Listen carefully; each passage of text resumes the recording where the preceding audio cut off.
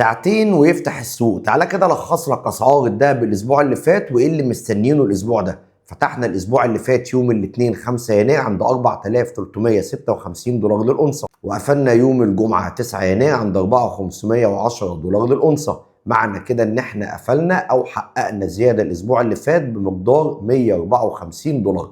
الاسبوع ده عندنا مجموعة من البيانات الاقتصادية الهامة زائد التوترات الجيوسياسية. يبقى انا عشان اراقب اسعار الذهب واتوقعها هبص على حاجتين: رقم واحد التوترات الجيوسياسيه، رقم اتنين البيانات الاقتصاديه وخصوصا الامريكيه، هي دي اللي بتحرك اسعار الذهب والمعادن بصفه عامه. فيما يخص التوترات الجيوسياسيه عندي 4 ملفات ساخنه: فنزويلا، كوبا، ايران، الدنمارك. هحدث كل يوم الجديد لان الاخبار دي بتطلع بصوره طارئه. اما فيما يخص البيانات الاقتصاديه الامريكيه الاسبوع ده عندي يوم الثلاث السي بي اي او مؤشر اسعار المستهلكين، وعندي مبيعات المنازل، وعندي يوم الاربع البي بي اي اللي هو مؤشر اسعار المنتجين. دي البيانات الاقتصاديه الامريكيه اللي ممكن يكون ليها تاثير ايجابي او سلبي على سعر الذهب.